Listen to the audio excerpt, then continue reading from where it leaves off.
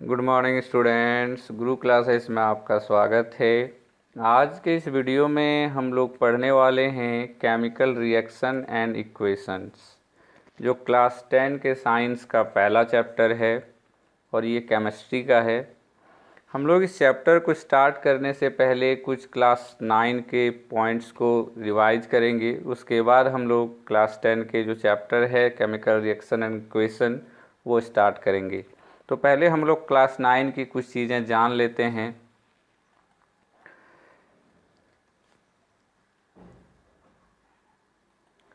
जैसे कि chemical change क्या होता है, फिजिकल चेंज क्या होता है, और कोई भी एटम दूसरे एटम से कंबाइन क्यों करता है, ये सारी चीज़ें हम लोग क्लास 9 में पढ़ चुके हैं।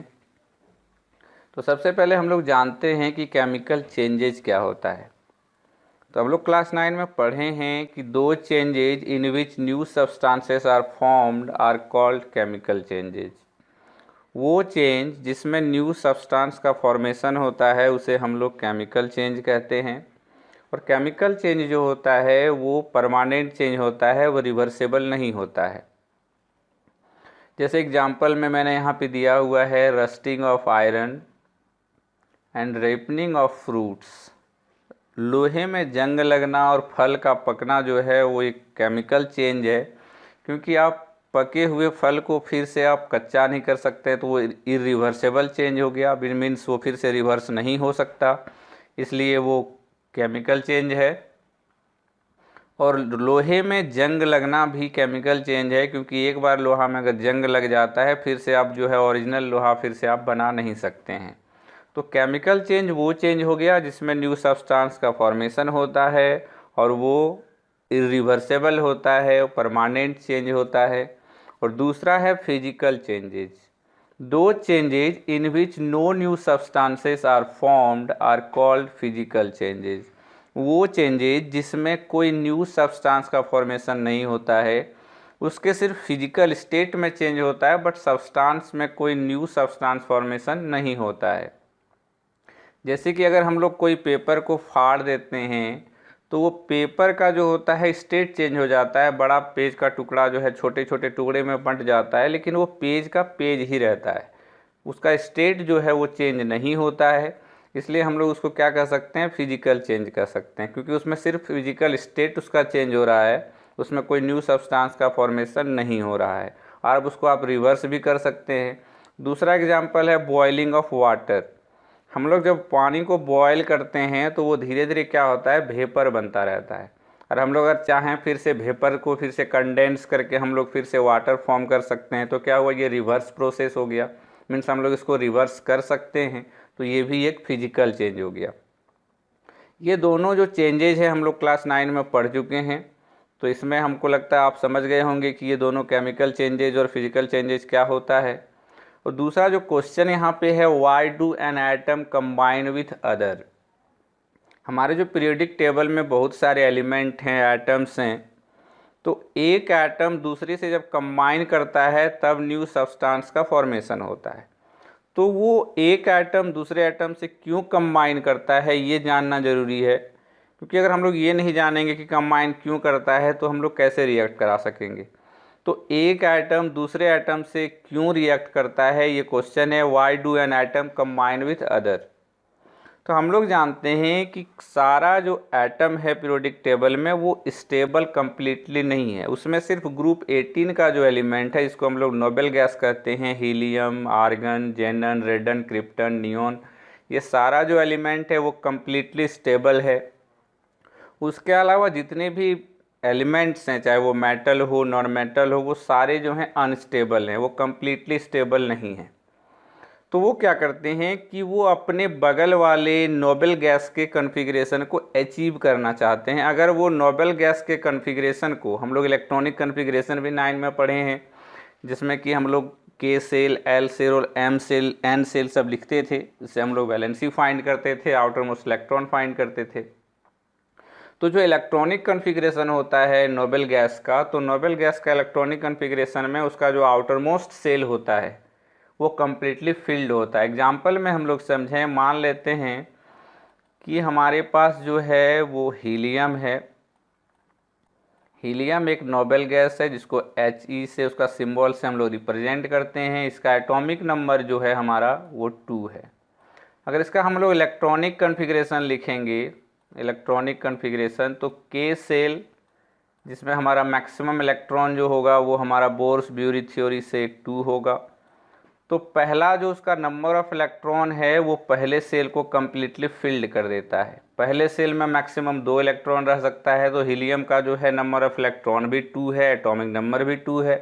तो इस प्रकार जो पहला जो सेल है वो कम्प्लीटली फिल्ड है। अगर किसी भी एटम का जो सेल होता है, आउटर मोस्ट सेल, जिस सेल में उसका लास्ट इलेक्ट्रॉन आता है, अगर वो कम्प्लीटली फिल्ड होता है तो वो मोस्ट स्टेबल होता है। तो जितने भी नोबेल गैसेस हैं, हीलियम के बाद आप नियॉन ले सकते हैं। नियॉन का एटॉमिक नंबर हमारा 10 है। इसका अगर इलेक्ट्रॉनिक कन्फिग्रेशन हम लोग लिखेंगे तो पहला सेल हमारा K सेल हो गया जिसमें 2 इलेक्ट्रॉन होगा। दूसरा हमारा सेल L हो गया जिसमें 8 इलेक्ट्रॉन होगा। तो हम लोग जानते हैं कि फर्स्ट सेल में 2 होता है, सेकेंड सेल में 8 होता है, थर्ड सेल में भी 8 होता है। तो इस प्रकार जो नियॉन का इलेक्ट्रॉनिक कन्फिग्रेशन है उसमें भी आउटरमोस्ट जो उसका सेल है वो कम्प्लीटली फिल्ड है। इट मीन्स नियॉन भी जो है हमारा कम्प्लीटली स्टेबल है। लेकिन जितने भी नोबेल गैसेस हैं उसके अलावा जितने एलिमेंट हैं पीरियोडिक टेबल में, वो सारे एटम जो हैं, एलिमेंट्स जो हैं वो अनस्टेबल हैं। वो चाहते हैं कि उसके जो नियरेस्ट नोबेल गैसेस हैं, जैसे हाइड्रोजन के बगल में हीलियम है, उसके बाद आप देखें तो नाइट्रोजन, कार्बन, ऑक्सीजन, फ्लोरीन, ये सारे जो हैं जिसमें कि कार्बन का एटॉमिक नंबर 6 है, 7 हमारा नाइट्रोजन है, 8 हमारा ऑक्सीजन है, 9 हमारा फ्लोरीन है। तो ये क्या चाहता है कि अपने बगल वाले में 9 के बाद 10 जो है नियॉन का इलेक्ट्रॉनिक कन्फिग्रेशन है जो कम्प्लीटली फिल्ड और वाइटल है। इसका हम लोग देख रहे हैं यहाँ पे, ये कम्प्लीटली फिल्ड है आउटर मोस्ट सेल। तो फ्लोरीन चाहता है कि हम भी 10 हो जाएं, मेरा भी इलेक्ट्रॉनिक कन्फिग्रेशन 10 हो जाए और हम भी कम्प्लीटली स्टेबल हो जाएं।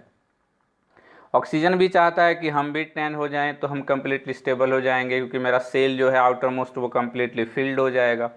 तो वही यहाँ पे मैंने लिखा है कि an atom combines with other atom, एक एटम दूसरे एटम से कंबाइन करता है to achieve the inert gas electronic configuration.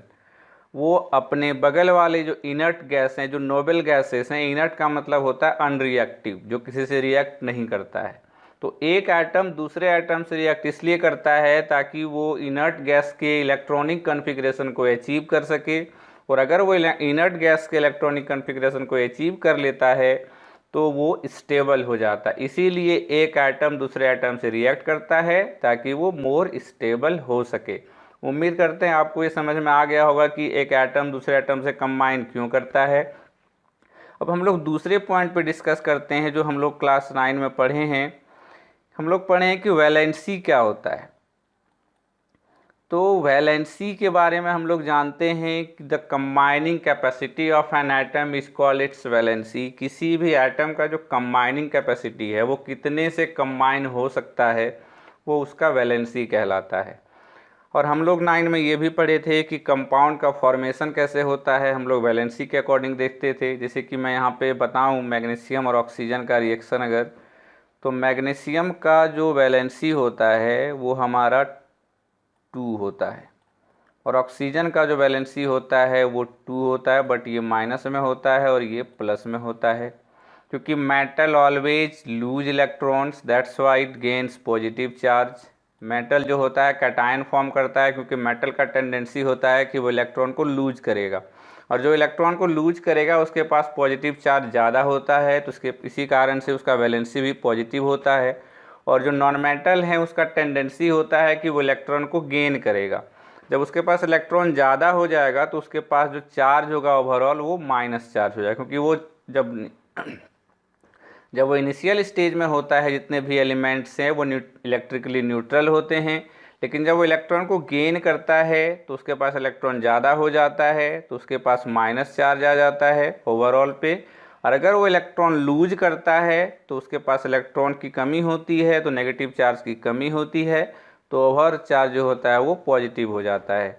जब ये दोनों रिएक्ट करता है तो क्रीस क्रॉस मेथड हम लोग 9 में पढ़े थे कि ये 2 इस ऑक्सीजन के साथ जाएगा, ये 2 पहले तो क्या होगा 2 2 कैंसल आउट हो जाएगा, तो ये फॉर्म हो जाएगा MgO, मैग्नीशियम ऑक्साइड। दूसरा अगर हम लोग समझें, जैसे कि अगर हम लोग मान लेते हैं सोडियम और ऑक्सीजन का रिएक्शन करते हैं, सोडियम हमारा Na है, ऑक्सीजन हमारा O है, सोडियम का वैलेंसी +1 होता है और ऑक्सीजन का वैलेंसी 2- होता है। क्रीज क्रॉस जब करेंगे तो ये 2 यहाँ पे जाएगा और ये 1 इसके साथ जाएगा, तो ऑक्सीजन जो होगा हमारा 1 होगा यहाँ पे, सोडियम हमारा जो होगा 2 होगा, तो फॉर्मूला जो हमारा हो जाएगा Na2O हो जाएगा। तो ये सारी चीज़ें हम लोग क्लास 9 में पढ़ चुके थे कि कंपाउंड का फॉर्मेशन कैसे होता है, और मैंने अभी आपको बताया कि एक एटम दूसरे से कंबाइन क्यों करता है, ताकि वो इनर्ट गैस के इलेक्ट्रॉनिक कॉन्फ़िगरेशन को अचीव कर सके। उम्मीद करते हैं कि ये आपको जो मैंने रिव्यू किया क्लास 9 का वो आपको समझ में आया होगा। अब हम लोग क्लास 10 के चैप्टर की ओर चलते हैं। क्लास 10 का जो चैप्टर है केमिकल रिएक्शन एंड इक्वेशन, उसका पहला क्वेश्चन हम लोग पढ़ेंगे, what is chemical reaction. Chemical reaction क्या होता है। अभी हम लोग पढ़े कि केमिकल चेंज वो होता है जिसमें न्यू सब्सटेंस का फॉर्मेशन होता है। तो केमिकल रिएक्शन जो है, केमिकल चेंज जिसमें हो रहा है, उसी को हम लोग केमिकल रिएक्शन कहते हैं। जैसे यहाँ पे मैंने जो डिफिनेशन लिखा है आप देखें, डिफिनेशन में मैंने लिखा है the process in which new substances with new properties are formed is called chemical reaction. वो प्रोसेस जिसमें न्यू सब्सटेंस का फॉर्मेशन होता है और जो सब्सटेंस फॉर्म होता है उसका प्रॉपर्टी भी जो होता है वो न्यू होता है, उसे हम लोग केमिकल रिएक्शन कहते हैं।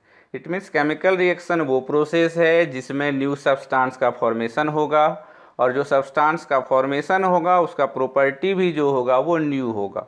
और जो न्यू सब्सटेंस का अगर फॉर्मेशन होता है तो हम लोग अभी पढ़े कि न्यू सब्सटेंस जिसमें जो न्यू सब्सटेंस का जिसमें फॉर्मेशन होता है उसे हम लोग केमिकल चेंज कहते हैं।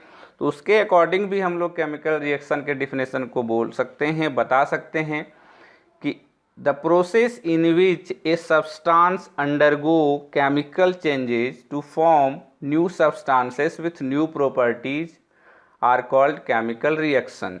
केमिकल रिएक्शन वो प्रोसेस है जिसमें कोई सब्सटेंस केमिकल चेंज होता है किसी में और वो न्यू सब्सटेंस का फॉर्मेशन करता है with new chemical properties are called chemical reaction.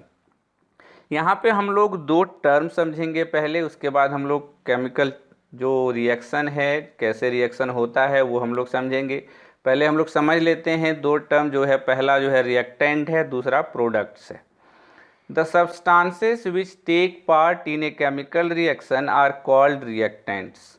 वो सब्सटेंसेस जो केमिकल रिएक्शन में पार्ट लेता है, मतलब जो केमिकल रिएक्शन करता है आपस में, उसको हम लोग क्या कहते हैं, रिएक्टेंट कहते हैं।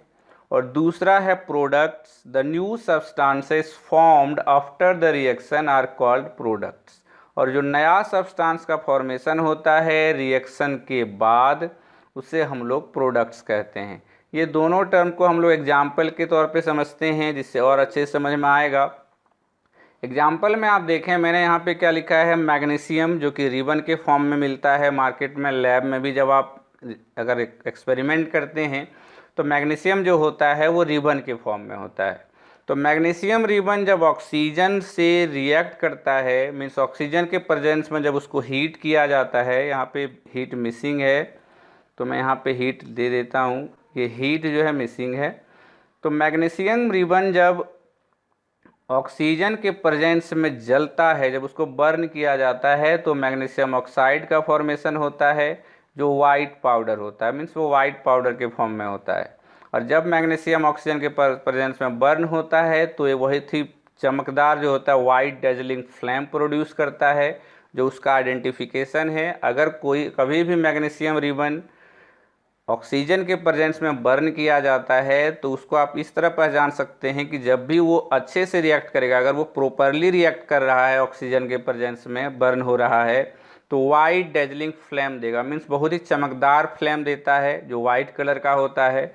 अगर आपको चमकदार फ्लेम नहीं मिल रहा है, वाइट डेजलिंग फ्लेम नहीं मिल रहा है, इट मीन्स मैग्नीशियम रिबन जो है वो अच्छे से प्रॉपरली जो है बर्न नहीं हो पा रहा है। उसके पीछे भी रीज़न है, ये पूछा भी जाता है। तो यहाँ पे आप देखिए मैग्नीशियम ऑक्सीजन से रिएक्ट कर रहा है, तो हम लोग क्या पढ़े रिएक्टेंट में, the substances which take part in a chemical reaction. यहाँ पे मैग्नीशियम और ऑक्सीजन जो है वो केमिकल रिएक्शन में पार्ट ले रहा है, तो ये हमारा रिएक्टेंट हो गया। और अब दूसरा जो पढ़े products, the new substances formed after the reaction. ये दोनों रिएक्शन होने के बाद जो नया सब्सटेंस फॉर्म हुआ वो हमारा मैग्नीशियम ऑक्साइड फॉर्म हुआ, तो ये हमारा हो गया प्रोडक्ट्स। तो लेफ्ट हैंड साइड में जब भी आपको जो दिया रहे, जो भी एटम या फिर कंपाउंड या फिर कोई भी मॉलिक्यूल्स जो भी आपको दिया हुआ रहे, एलिमेंट या कंपाउंड, लेफ्ट हैंड साइड में जो होता है उसे हम लोग रिएक्टेंट कहते हैं, क्योंकि जो रिएक्ट करता है उसे हम लोग लेफ्ट हैंड साइड में लिखते हैं, और जो प्रोडक्ट फॉर्म होता है रिएक्शन के बाद हम लोग उसे राइट हैंड साइड में लिखते हैं। तो लेफ्ट हैंड साइड में हमारा रिएक्टेंट होगा और राइट हैंड साइड में हमारा प्रोडक्ट होगा। उम्मीद करते हैं आपको केमिकल रिएक्शन, रिएक्टेंट और प्रोडक्ट समझ में आया होगा।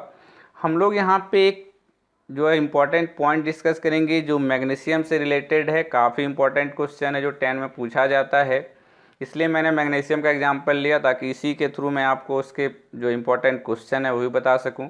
मैग्नीशियम रिबन से रिलेटेड एक क्वेश्चन आता है 10 में, जो इस बार भी 2020 में 10 में आया हुआ है कि मैग्नीशियम रिबन को ऑक्सीजन के प्रेजेंस में बर्न करने से पहले हम लोग उसे सैंड पेपर से साफ़ करते हैं, ऐसा क्यों? अगर हम लोग सैंड पेपर से साफ़ नहीं करेंगे तो क्या होगा? तो यहाँ पे वही क्वेश्चन मैंने लिखा है, why is magnesium ribbon cleaned before burning in air. Magnesium ribbon को साफ़ क्यों किया जाता है एयर में बर्न करने से पहले? आंसर है magnesium ribbon is cleaned before burning in air to remove the protective layer of basic magnesium oxide from the surface of magnesium ribbon so that it may readily react with the oxygen on heating। इसका reason ये है कि magnesium एक reactive metal है, उसे हम लोग क्या करते हैं ऐसे ही रख देते हैं, लैब में रख देते हैं, दुकान में रख देते हैं। तो जब हम लोग रख देते हैं तो रिएक्टिव मेटल होने के कारण वो जो एयर में ऑक्सीजन प्रेजेंट होता है ना, उससे वो रिएक्ट कर लेता है और मैग्नीशियम रिबन के सरफेस पे मैग्नीशियम ऑक्साइड का लेयर फॉर्म हो जाता है जो बेसिक होता है, क्योंकि ये मेटल ऑक्साइड है और हम लोग जानते हैं कि मेटल का ऑक्साइड जो होता है वो बेसिक इन नेचर होता है और नॉन मेटल का ऑक्साइड एसिडिक होता है। तो मैग्नीशियम एक मेटल है और ये एयर में प्रेजेंट ऑक्सीजन से रिएक्ट करके उसके सरफेस पे क्या होता है, मैग्नीशियम रिबन के सरफेस पे मैग्नीशियम ऑक्साइड का जो होता है बेसिक लेयर फॉर्म हो जाता है, जिसके कारण जब उसको हम लोग ऑक्सीजन के प्रेजेंस में हीट करते हैं तो अच्छे से रिएक्शन नहीं हो पाता है और वाइट डेजलिंग फ्लेम प्रोड्यूस नहीं करता है। इसीलिए हम लोग क्या करते हैं, रिएक्शन के पहले मैग्नीशियम रिबन को सैंड पेपर से साफ़ करते हैं, जिससे क्या होता है बेसिक मैग्नीशियम ऑक्साइड का जो लेयर सरफेस पे फॉर्म होता है वो हट जाता है और मैग्नीशियम रिबन ऑक्सीजन के प्रेजेंस में अच्छे से बर्न होता है और वाइट डेजलिंग फ्लेम हमको मिल जाता है। उम्मीद करते हैं आपको ये प्रॉब्लम का एक्सप्लेनेशन समझ में आया होगा। अब हम लोग जो है इसके दूसरे पॉइंट की ओर चलते हैं और देखते हैं दूसरा पॉइंट क्या है। दूसरा पॉइंट है कैरेक्टरिस्टिक्स ऑफ केमिकल रिएक्शंस।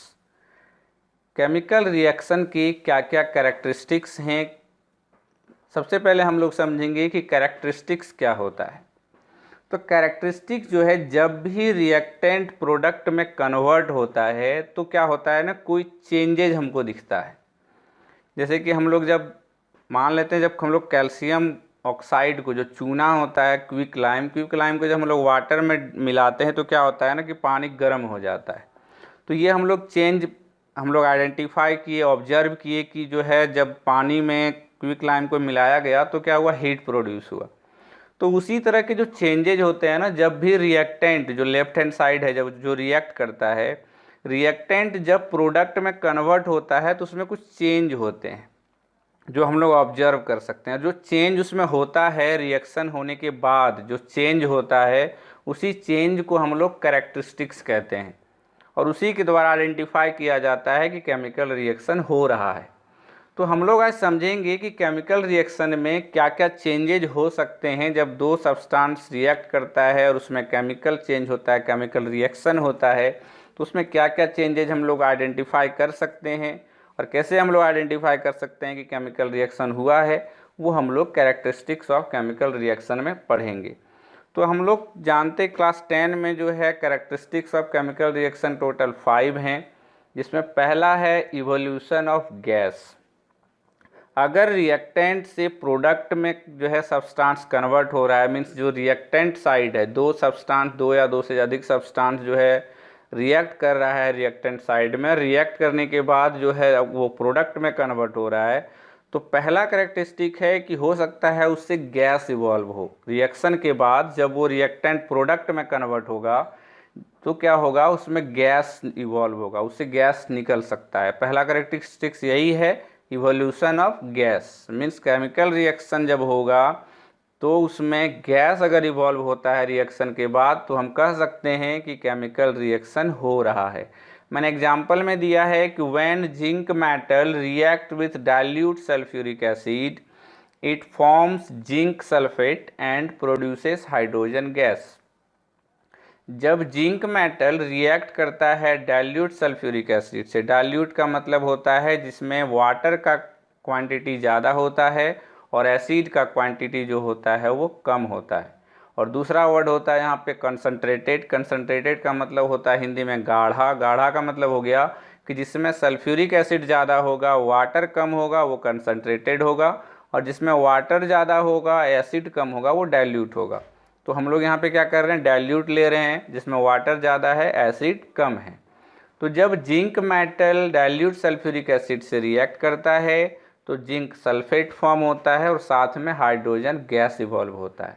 तो हम लोग इस रिएक्शन को कैसे आइडेंटिफाई किए कि इसमें गैस इवॉल्व हो रहा है। तो ये केमिकल चेंज है, इसको हम लोग केमिकल रिएक्शन कह सकते हैं।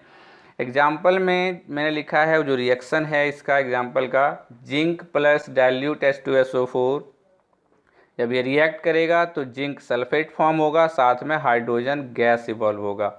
जब भी हम लोग गैस को लिखते हैं तो गैस के साथ अपवर्ड एरो होता है। अपवर्ड एरो इसलिए क्योंकि गैस जो होगा वो एयर, जो गैस है वो हमेशा ऊपर चला जाता है क्योंकि वो बहुत हल्का होता है।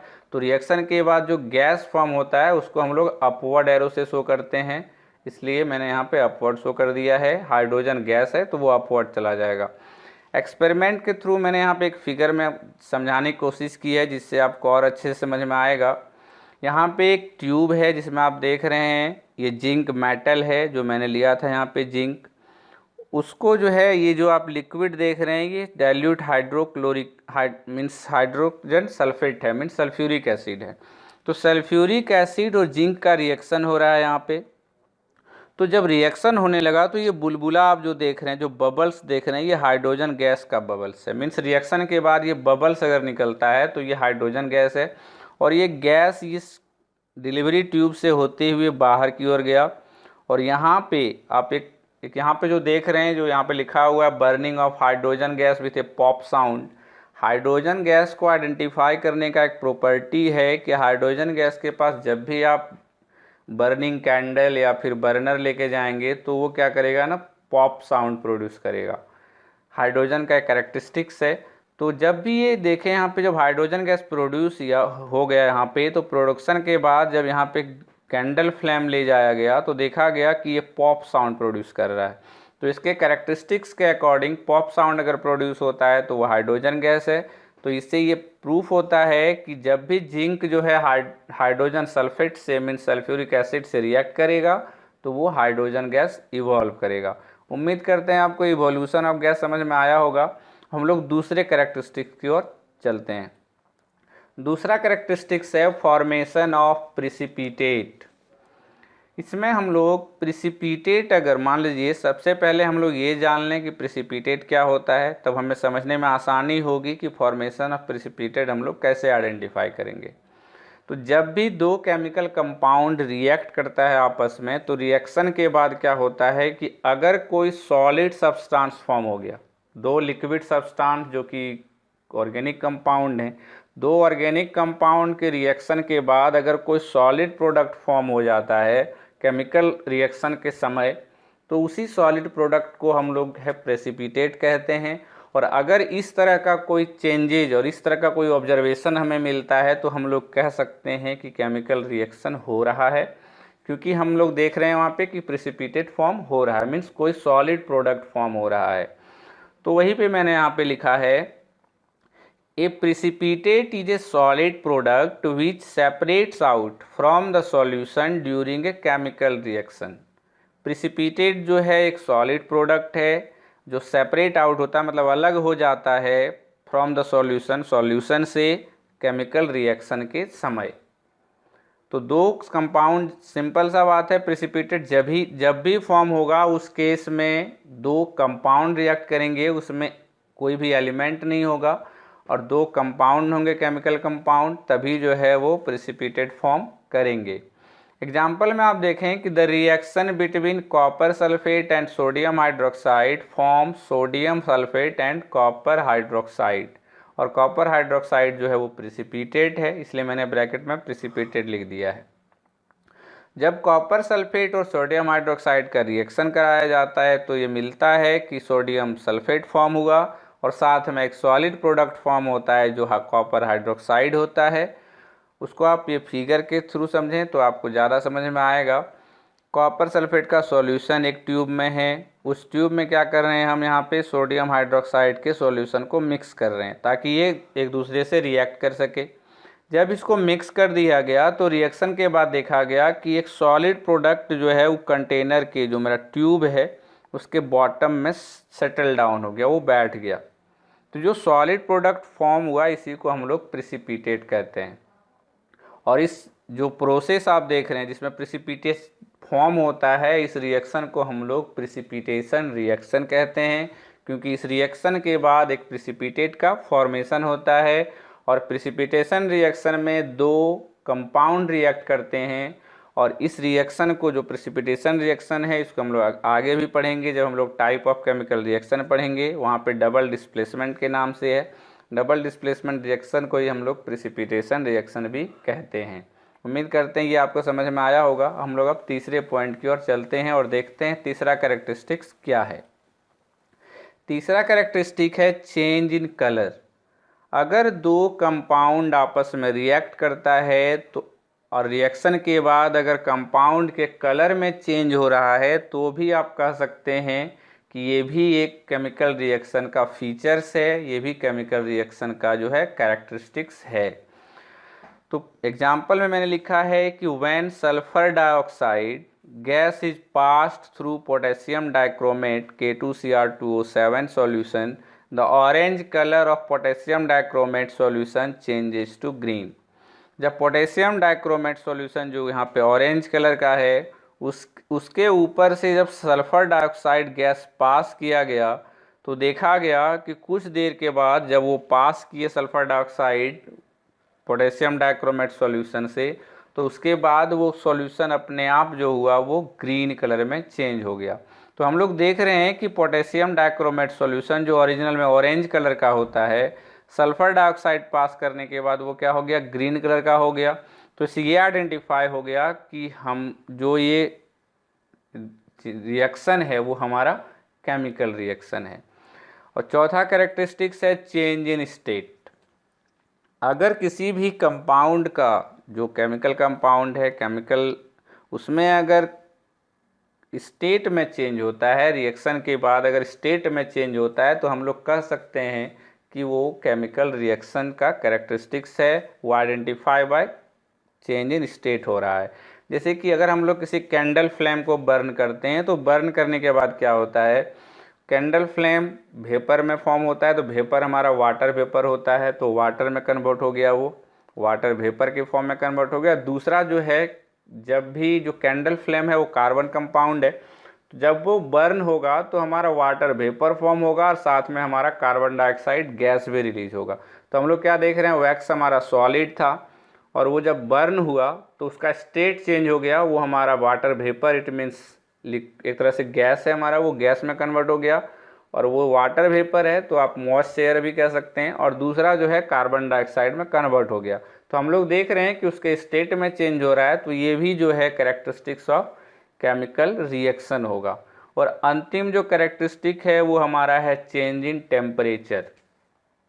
अगर दो कंपाउंड आपस में रिएक्ट करता है और रिएक्शन के बाद हीट में कोई चेंज होता है, उसके टेम्परेचर में अगर चेंज होता है, हो सकता है कि रिएक्शन के बाद टेम्परेचर बढ़ जाए, या फिर रिएक्शन जब हो रहा है उस समय टेम्परेचर जो है घट जाए, हमें टेम्परेचर देना पड़े। जैसे कि जब कैल्शियम कार्बोनेट जो हमारा लाइम स्टोन होता है, जिससे हम लोग लाइम ऑब्टेन करते हैं, जो CaCO3 होता है, मैं यहाँ पे बता दूँ रिएक्शन के थ्रू, CaCO3 हमारा लाइम स्टोन है।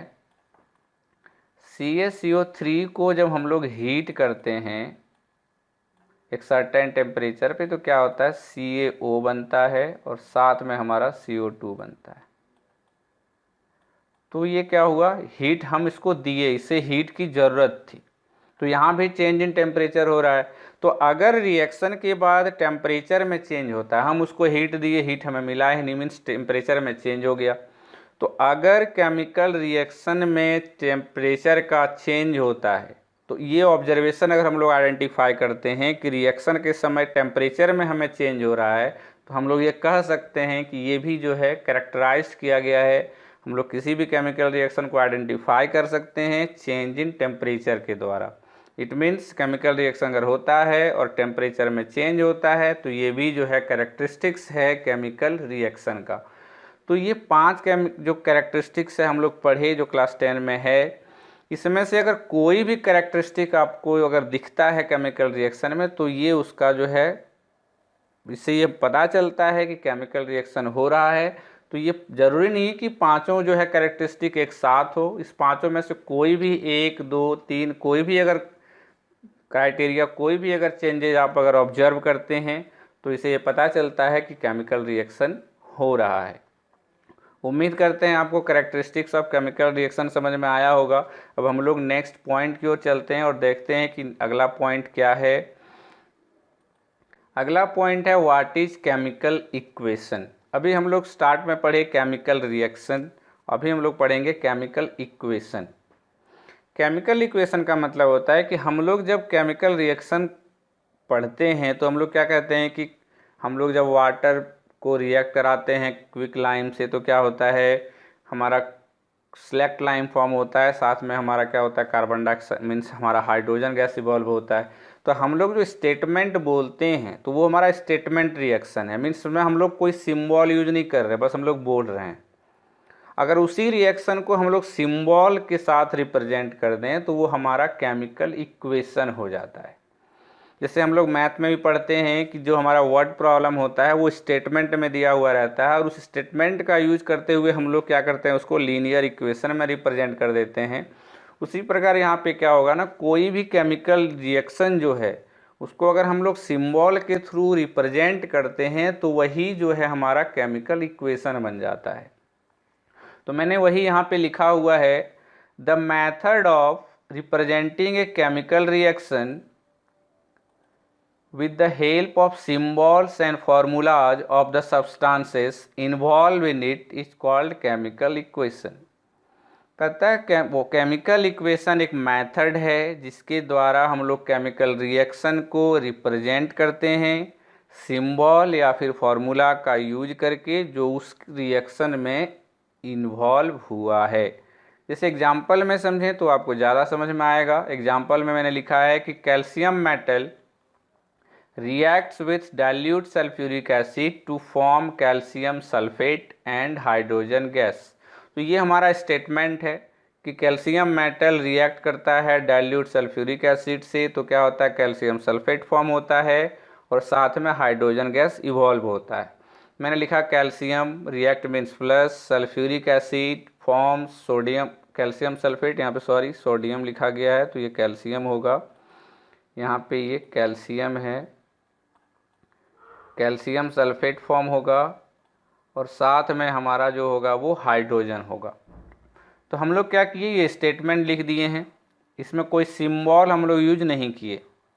जो हमारा स्टेटमेंट था उसी को हम लोग क्या किए, वर्ड में रिप्रेजेंट कर दिए। तो ये हमारा वर्ड इक्वेशन हो गया, क्योंकि इसमें हम लोग कोई सिंबल यूज नहीं किए हैं। और इसी को अगर हम लोग सिंबल के साथ लिख रहे हैं, जो मैंने नीचे लिखा हुआ है, कैल्शियम का सिंबल Ca होता है, सल्फ्यूरिक एसिड H2SO4 होता है। जब ये रिएक्ट करेगा तो calcium sulphate CaSO4 plus H2 form होगा। तो यही हमारा जो है केमिकल इक्वेशन हो गया। जो हम यहाँ पे लिखे हैं ये हमारा केमिकल इक्वेशन हो गया, क्योंकि मैंने यहाँ पे क्या किया है, केमिकल रिएक्शन को सिंबल और फॉर्मूला के द्वारा रिप्रेजेंट किया है, इसलिए ये हमारा केमिकल इक्वेशन है। और ये लेफ्ट हैंड साइड को मैंने आपको बताया कि लेफ्ट हैंड साइड हमारा रिएक्टेंट होता है और राइट हैंड साइड हमारा प्रोडक्ट होता है। उम्मीद करते हैं ये हमको समझ में आया होगा। अब हम लोग नेक्स्ट स्लाइड में चलते हैं और देखते हैं कि अगला पॉइंट क्या है। अगला पॉइंट है balanced and unbalanced chemical equation. हम लोग कैसे ही समझेंगे कि कोई केमिकल इक्वेशन बैलेंस्ड है या अनबैलेंस्ड है। बैलेंस्ड का मतलब होता है कि दोनों साइड जो है वो इक्वल होना चाहिए। तो केमिकल इक्वेशन में क्या होगा, एक रिएक्टेंट साइड होगा, एक प्रोडक्ट साइड होगा। तो अगर रिएक्टेंट साइड और प्रोडक्ट साइड दोनों साइड जो एटम यूज हुए हैं, केमिकल रिएक्शन में क्या होता है, एलिमेंट का एटम यूज होता है। तो जिस भी एलिमेंट का जो यूज करते हैं, तो अगर रिएक्टेंट साइड और प्रोडक्ट साइड में सारे एलिमेंट का नंबर अगर सेम होता है तो हम लोग कह सकते हैं कि वो बैलेंस्ड केमिकल इक्वेशन है। दूसरा डिफिनेशन ये भी हो सकता है जो हम लोग क्लास 9 में पढ़े थे, law of conservation of mass, जिसमें हम लोग पढ़े थे कि mass can neither be created nor be destroyed in a chemical reaction. It means total mass before the reaction equal to total mass after the reaction होता है। Means reaction करने से पहले जो रिएक्टेंट साइड का है उसका मास और रिएक्शन के बाद जो प्रोडक्ट फॉर्म हुआ उसका मास अगर दोनों इक्वल हो जाता है तो हम लोग कहेंगे कि वो एक बैलेंस्ड केमिकल इक्वेशन है। एग्जाम्पल में आप देखें, मैंने जो डिफिनेशन पहले लिखा है आप लोग डिफिनेशन समझ लेते हैं, उसके बाद हम लोग एग्जाम्पल को समझेंगे। A balanced chemical equation has an equal number of atoms of different elements in the reactant and product side. एक बैलेंस केमिकल इक्वेशन में इक्वल नंबर ऑफ एटम होता है डिफरेंट एलिमेंट का। इट मीन्स जो जो element use हुआ है reaction में वो सारे एलिमेंट्स के जो एटम हैं वो इक्वल होते हैं, रिएक्टेंट साइड में भी और प्रोडक्ट साइड में भी। और दूसरा डिफिनेशन है, a chemical equation is said to be balanced if the total mass of the various element, जो अलग अलग एलिमेंट यूज हुआ है उसका total mass used in the reaction are equal in reactant and products। तो total mass अलग अलग element का रिएक्टेंट साइड में और प्रोडक्ट साइड में अगर इक्वल होता है तो हम लोग कह सकते हैं कि वो रिएक्शन जो है वो बैलेंस्ड है। एग्जाम्पल में आप देखें तो zinc plus H2SO4 forms zinc sulphate plus H2। तो रिएक्टेंट साइड हमारा जो है उसमें जिंक सिंगल है, एक जिंक एटम है, प्रोडक्ट साइड में भी एक जिंक एटम है। यहाँ पे सल्फ़र 1 है तो यहाँ भी सल्फ़र 1 है, ऑक्सीजन 4 है तो यहाँ भी ऑक्सीजन 4 है, हाइड्रोजन 2 है तो हाइड्रोजन 2 है। दिस मीन्स यहाँ पे जो total number of element in reactant side जो है वो इक्वल है total number of element in product side. इसलिए हम लोग कह सकते हैं कि ये जो है ये बैलेंस्ड इक्वेशन है। बैलेंस्ड केमिकल इक्वेशन से एक क्वेश्चन पूछा जाता है कि हम लोग किसी भी केमिकल इक्वेशन को बैलेंस क्यों करते हैं। Why should an chemical equation be balanced, कोई भी केमिकल इक्वेशन को बैलेंस क्यों करना चाहिए। तो उसका आंसर हम लोग क्लास 9 में पढ़ चुके हैं कि chemical equation must be balanced to satisfy the law of conservation of mass. It means total mass before the reaction equal to total mass after the reaction. Law of conservation of mass को satisfy करने के लिए हम लोग chemical equation को balanced करते हैं। वही मैंने नोट में लिख दिया है यहाँ पे, the chemical equation are balanced to satisfy the law of conservation of mass in chemical reaction. Balanced chemical equation आपको समझ में आ गया होगा। अब हम लोग अनबैलेंस्ड केमिकल इक्वेशन समझते हैं। अनबैलेंस्ड केमिकल इक्वेशन में क्या होगा कि जैसे हम लोगों ने पढ़ा बैलेंस्ड केमिकल इक्वेशन में कि टोटल जो अलग अलग तरह का एलिमेंट रिएक्टेंट साइड में होता है और प्रोडक्ट साइड में होता है वो इक्वल होता है। लेकिन अनबैलेंस्ड में क्या होगा, रिएक्टेंट साइड में जो अलग अलग एलिमेंट यूज हुआ है और प्रोडक्ट साइड में जो वही एलिमेंट यूज हुआ है अगर दोनों इक्वल नहीं हैं तो उसे हम लोग अनबैलेंस्ड केमिकल इक्वेशन कहते हैं। और दूसरा जो डिफिनेशन मास के अकॉर्डिंग है, if the total mass of the reactant not equal to total mass of the product, अगर टोटल मास रिएक्टेंट का इक्वल नहीं है टोटल मास प्रोडक्ट का, तो हम लोग कह सकते हैं कि ये केमिकल इक्वेशन जो है वो अनबैलेंस्ड है। डिफिनेशन यहाँ पे देखिए, an unbalanced chemical equation has unequal number of atoms of different elements in the reactants and product side। एक अनबैलेंस केमिकल इक्वेशन में जो एटम्स होते हैं वो अनइक्वल होते हैं नंबर में, रिएक्टेंट में भी और प्रोडक्ट साइड में भी। और जो मास के अकॉर्डिंग है, a chemical equation is said to be unbalanced if the total mass of the various elements used in the reaction, जो टोटल मास होगा अलग अलग जो एलिमेंट यूज हुआ है रिएक्शन में, are unequal in reactant and products. वो unequal होगा, रिएक्टेंट में जो मास होगा वो प्रोडक्ट में नहीं होगा, अगर जो प्रोडक्ट में होगा वो रिएक्टेंट में नहीं होगा। इट मीन्स अगर दोनों का मास इक्वल नहीं होता है तो हम लोग कह सकते हैं कि जो केमिकल इक्वेशन है वो हमारा अनबैलेंस्ड है। नेक्स्ट पॉइंट है हमारा, what is balancing of chemical equations. ये आपको ऐसे ही जो स्टेटमेंट है, जो क्वेश्चन है, उसी से आपको समझ में आ गया होगा। बैलेंसिंग, केमिकल इक्वेशन को बैलेंस करने के प्रोसेस को हम लोग बैलेंसिंग कहते हैं। The process of making the number of different types of atoms equal on both the sides. जैसे यहाँ पे आप एग्जांपल में देख लें, zinc plus HCl forms zinc chloride plus H2। Zinc यहाँ पे 1 एटम है, यहाँ भी 1 है, बट यहाँ पे क्लोरीन 1 है, यहाँ पे 2 है, हाइड्रोजन 1 है, यहाँ पे 2 है। तो इसको इक्वल करने के लिए क्या करना होगा हमें, हम क्या करेंगे, यहाँ पे अगर 2 से इसको इनटू कर देते हैं तो क्या होगा, 2 हाइड्रोजन 2 हाइड्रोजन 2Cl 2Cl, तो ये हमारा बैलेंस हो गया। तो इसको बैलेंस करने के लिए क्या किए, हम एक प्रोसेस यूज किए, देखे चेक करके कि हाइड्रोजन इक्वल नहीं था, क्लोरीन इक्वल नहीं था, तो इसको हम लोग बैलेंस कर दिए। तो जिस प्रोसेस से हम इसको बैलेंस किए कि लेफ्ट हैंड साइड का जो रिएक्टेंट साइड का नंबर ऑफ एटम है और जो प्रोडक्ट साइड का जो नंबर ऑफ एटम है दोनों इक्वल हो गया, उसी प्रोसेस को हम लोग बैलेंसिंग ऑफ केमिकल इक्वेशन कहते हैं। The process of making the number of different type of atoms equal on both the sides of an equation is called balancing of equations. हम लोग अब नेक्स्ट पॉइंट देखते हैं क्या है। नेक्स्ट पॉइंट है, how can we make equation more informative. हम लोग किसी भी केमिकल इक्वेशन को ज़्यादा इंफॉर्मेटिव कैसे बना सकते हैं। इंफॉर्मेटिव का मतलब ये हुआ कि केमिकल रिएक्शन जब हम लोग करते हैं तो उसके बारे में नॉलेज होना, इंफॉर्मेशन होना काफ़ी कंपलसरी होता है। अगर आप लैब में रिएक्शन करते हैं, मान लेते हैं, तो आप न्यू हैं केमिस्ट्री में और आपको जो है मैनुअल दे दिया गया है, उसमें कुछ मेंशन नहीं है, बस लिख दिया गया कुछ कि जब कैल्शियम ऑक्साइड रिएक्ट करता है H2O से, यहाँ पे आप देखिए कैल्शियम ऑक्साइड H2O से रिएक्ट करेगा, CaOH का होल 2 फॉर्म होगा।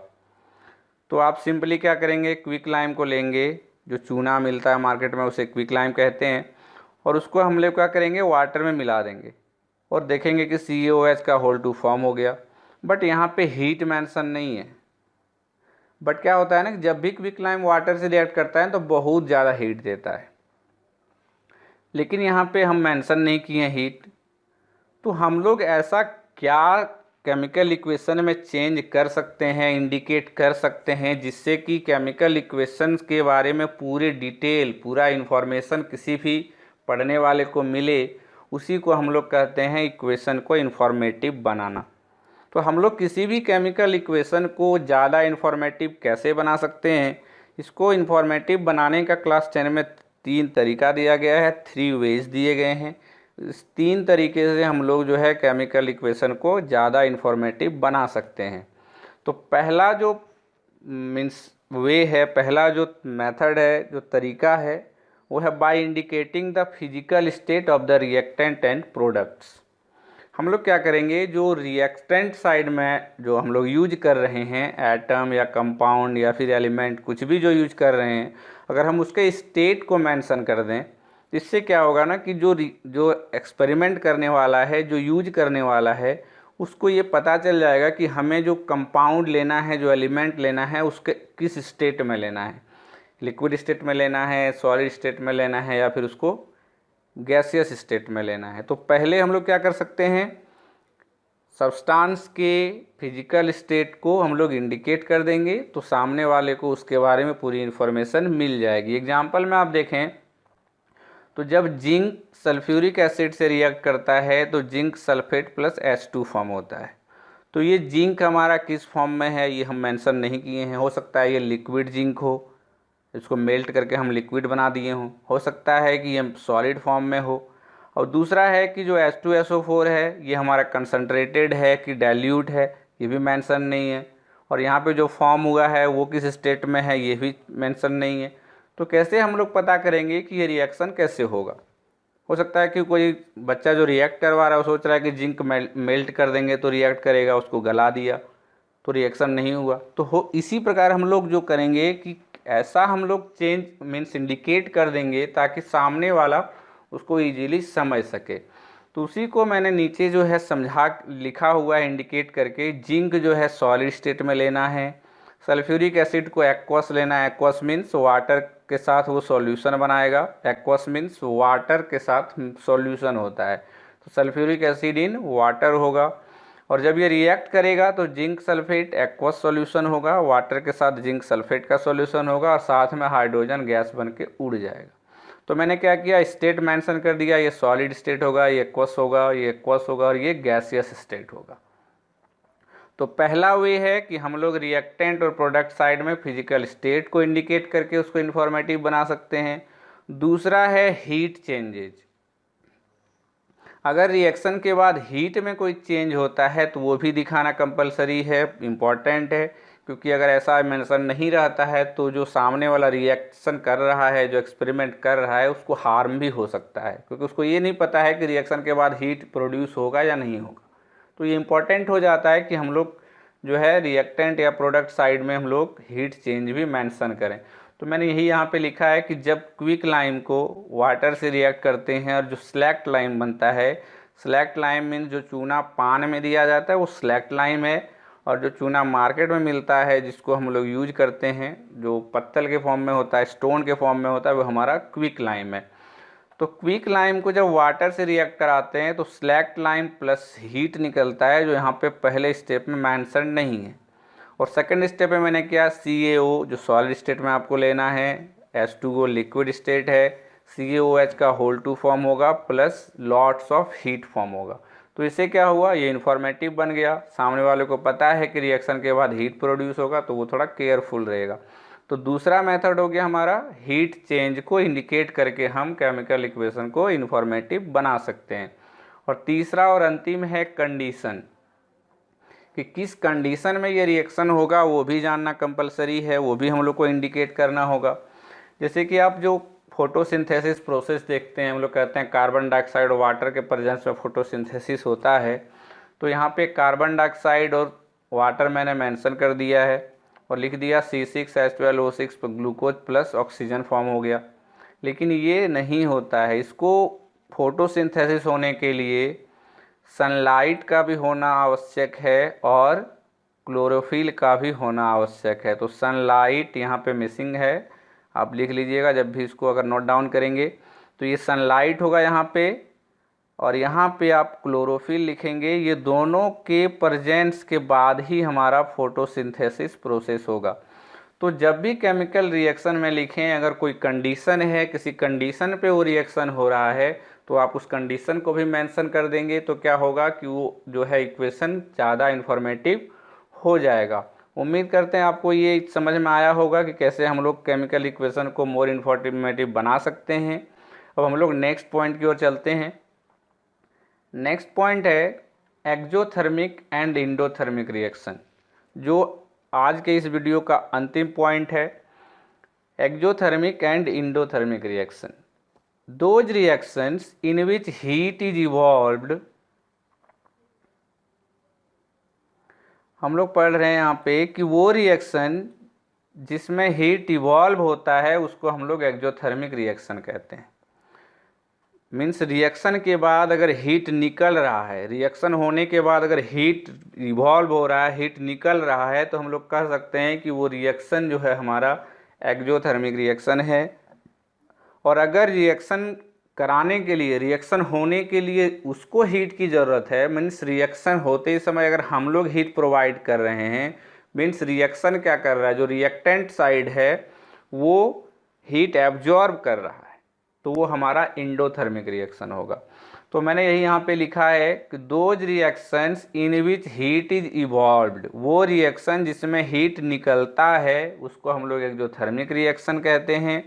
एग्जाम्पल में burning of carbon compound in air, जितना भी कार्बन कंपाउंड है, जैसे आप घर में गैस जलाते हैं तो जलने के बाद क्या करता है, गैस बर्नर हीट देता है, तो वो एक्सोथर्मिक रिएक्शन है। उसमें प्रोपेन होता है, ब्यूटेन होता है, जो गैस हम लोग जलाते हैं घर में, तो वो कार्बन कंपाउंड है। कार्बन कंपाउंड जब बर्न होता है, रिएक्शन होता है, रिएक्शन के बाद क्या होता है, वो वाटर वेपर में कन्वर्ट होता है और कार्बन डाइऑक्साइड में कन्वर्ट होता है, साथ में क्या होता है, बहुत सारा हीट देता है। तो ये हमारा एक्सोथर्मिक रिएक्शन होगा क्योंकि वो हीट दे रहा है, रिएक्शन के बाद हीट निकल रहा है। दूसरा है रिस्पिरेशन, मैंने लिखा है, उस तरह बहुत सारे हैं। रिस्पिरेशन, जब हम लोग खाना खाते हैं तो खाना खाने के बाद क्या होता है, हमें एनर्जी मिलती है, तो रिएक्शन हुआ हमारा, रिएक्शन के बाद हमें एनर्जी मिली, तो एनर्जी भी जो है एक हीट भी तो एक तरह का एनर्जी का ही फॉर्म है, तो एनर्जी भी अगर रिलीज होता है रिएक्शन के बाद तो वो भी हमारा एक्सोथर्मिक रिएक्शन होगा। और दूसरा जो एंडोथर्मिक रिएक्शन है, those reaction in which heat is absorbed are known as endothermic reaction, वो रिएक्शन जिसमें हीट एब्जॉर्ब होता है वो एंडोथर्मिक रिएक्शन कहलाता है। जैसे एग्जांपल में आप देखें, जो लाइम स्टोन होता है, जो जिससे हम लोग लाइम ऑब्टेन करते हैं, उस लाइम स्टोन को जब हीट किया जाता है तब जाके हमें क्विक लाइम मिलता है, जो मार्केट में हमें मिलता है, और साथ में कार्बन डाइऑक्साइड गैस रिलीज होता है। तो इस रिएक्शन में आप देख रहे हैं कि हमें हीट देना पड़ता है, हीट के प्रेजेंस में ये रिएक्शन हो रहा है, इट मीन्स वो हीट ले रहा है, वो एब्जॉर्ब कर रहा है। यहाँ पे हीट प्रोड्यूस हो रहा है, मीन्स जहाँ पे हीट हमें रिएक्टेंट साइड में चाहिए होगा वो हमारा एंडोथर्मिक होगा, और जहाँ पे हमारा हीट प्रोडक्ट साइड में होगा वो हमारा एक्सोथर्मिक रिएक्शन होगा। उम्मीद करते हैं आपको आज का वीडियो पसंद आया होगा। ये आज का अंतिम पॉइंट था।